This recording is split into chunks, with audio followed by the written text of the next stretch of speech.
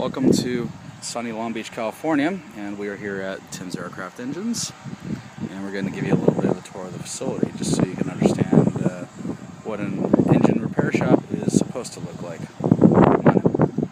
So we're now inside the main facility, and the far corner over here we have all the parts for the various engine components. You see on the left we've got magnetos, on the right various gears from the backside accessory cases.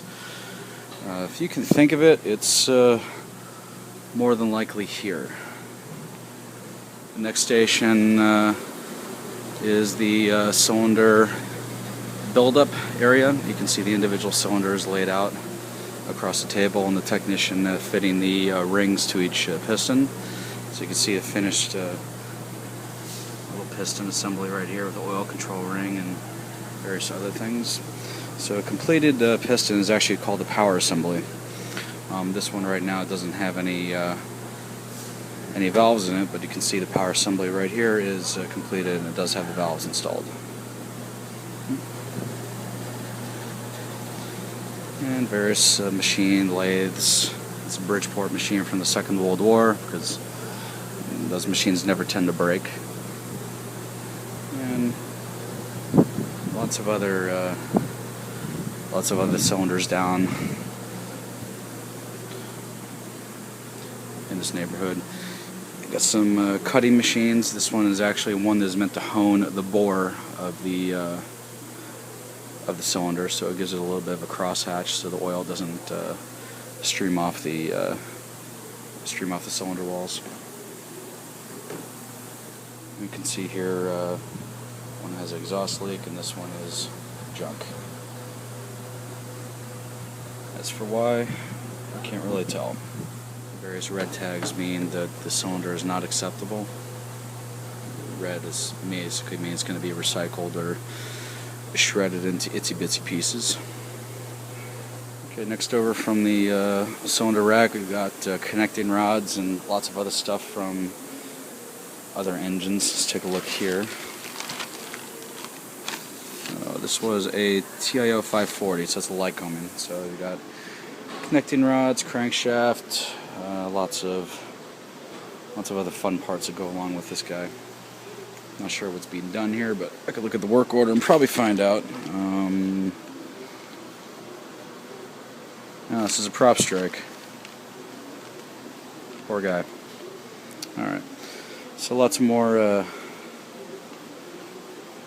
cutting machines here, more parts from various engines that are in the various stages of disassembly or complete disassembly. Ministry of National Security. It sounds like an African country, most likely.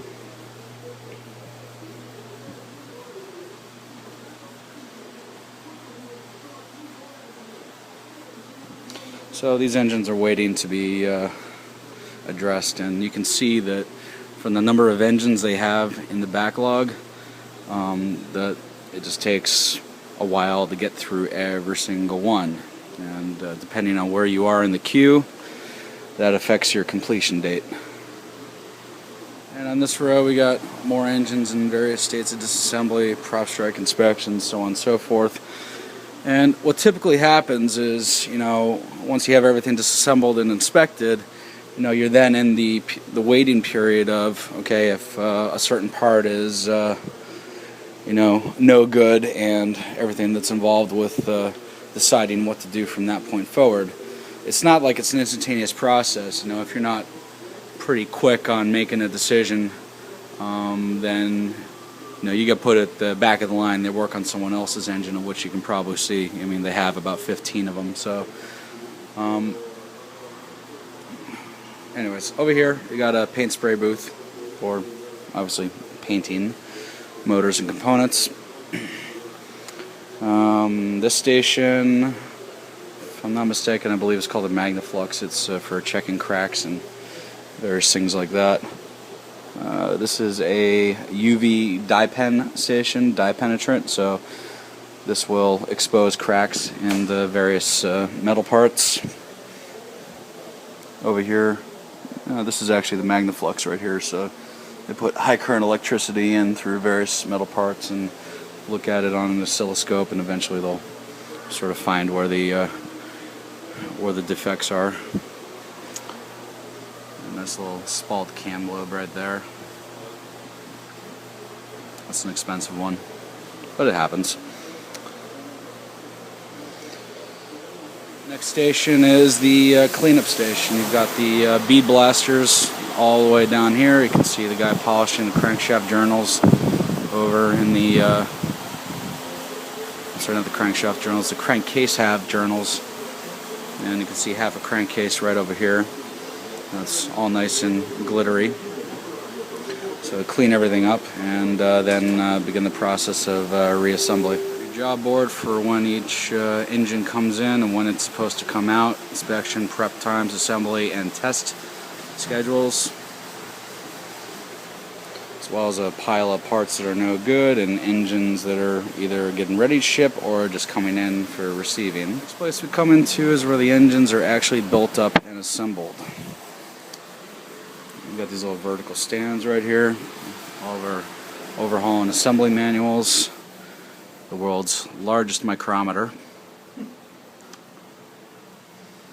and everything gets put on a vertical bench like this guy right here, and it expands horizontally from there. So you can see all the parts are laid out on the table, screws, through bolts.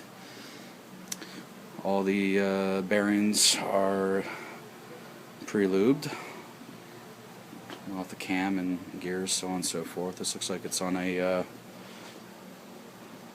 this is a 550, isn't it? No, that's 470. 470? Okay. 470U long reach. Got it. Cylinder. No, not a per mold case, obviously, but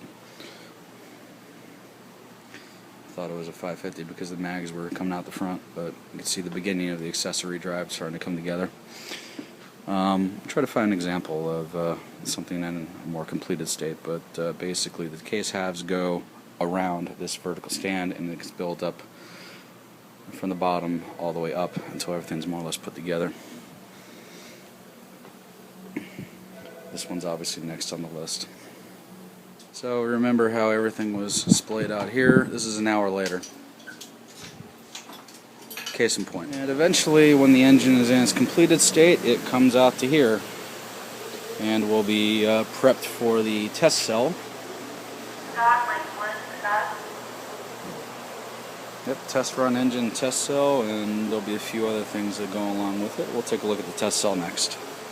And now we're going into the engine test cell, which is the final step before your engine is released from here. You can see all the equipment's set up, all the hoses are connected, the fuel's connected, obviously importantly. You got an exhaust set up, some type of baffling arrangement, and a club prop, which is most likely from the 1920s that got cut down, but it works nonetheless.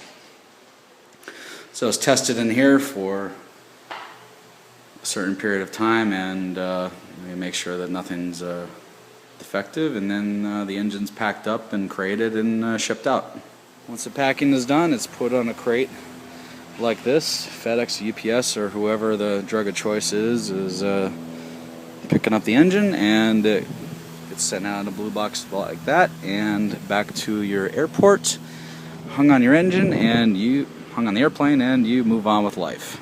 So hopefully you have a greater understanding of the process that's involved with actually fixing and repairing these engines, especially right after a prop strike or any other catastrophic event. Let me know if you have any questions.